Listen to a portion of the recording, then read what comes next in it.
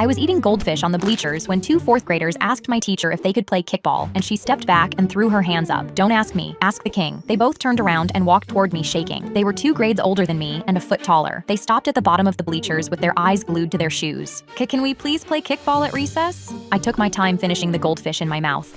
I wiped the orange dust off my fingers onto my jeans. Tell me why. They both forced their eyes up to meet mine. The shorter one mumbled it was his birthday. I flicked my fingers like I was swatting flies. Have fun. They thanked me 4 times each before sprinting off. I reached into my bag for another handful of goldfish. A minute later, Mrs. Givens walked over with her hands clasped together. Sorry to bother you, sweetie king. There's a 3rd grader telling kids they can't use the swings today. I told her to bring him to me. She nodded and walked off to find him. That's when a teacher I'd never seen before stormed across the yard pointing straight at me. What in the world is going on here? Why are these children acting like you're in charge? Mrs. Givens sprinted back over and grabbed his elbow. Stop talking right now. The new teacher yanked his arm away and turned back to me. I am not letting a 2nd grader run this playground. He marched up the bleachers and grabbed my wrist. You're coming with me to the principal's office right now. Before he could pull me down, 2 men in black suits came running across the yard. They slammed him into the grass and pinned his hands behind his back without saying a word. I climbed down from the bleachers and crouched next to his ear. Don't you ever disrespect me again. I dropped a goldfish into his mouth, stood up, and walked off. That's when the principal came running out of the building. He took one look and dropped to his knees. Please forgive us, Miss Sweetie King. Mr. Dealwood will be fired by the end of the day. I kept walking past him without a word, munching on goldfish. The principal slapped Mr. Dealwood in the back of the head. You idiot! Her family runs the entire underground crime scene. I asked my son if he wanted breakfast, and he replied, I don't know, then proceeded to type into ChatGPT, should I have breakfast right now? It replied, yes, if you're hungry. And he typed in, how do I tell if I'm hungry? I stared in disbelief as Ethan read aloud, if there's a rumbling feeling in your stomach and your mouth is salivating, you are hungry. He put his phone in his pocket and said, I'd like breakfast. I was frustrated and told him he needs to stop using AI and think for himself, but he typed something into it, then replied, but it says, why would I do that when I can have it do all the thinking for me? It's less effort that way. I watched Ethan ask ChatGPT when he should stop eating and what shoes to wear for school. I knew I needed to do something because over the few weeks, Ethan asked ChatGPT how to brush his teeth if he should go outside, and he even typed what's 4 plus 3 for his 1st grade math homework. When I saw him typing, what color is my favorite? I lost it and asked, what are you going to do if AI disappears? He shrugged and said, that will never happen. Also, it's purple. It told me my favorite color is purple. That night, I stayed awake, knowing I needed to act. And so, the next day, I told Ethan I was leaving for a work meeting. I'll be back in 30 minutes. I left food for you. Microwave it if you get hungry. He waved at me and smiled. Bye, Mom. Then typed into ChatGPT, what should I do for 30 minutes? But I didn't leave. I shut off the Wi-Fi router and quickly snuck upstairs without him realizing, watching him with a grin on my face. Ethan was reading his ChatGPT response when it suddenly cut out because the internet was gone. I watched Ethan stare at the no Wi-Fi sign for a full 5 minutes before realizing it wouldn't load. He said,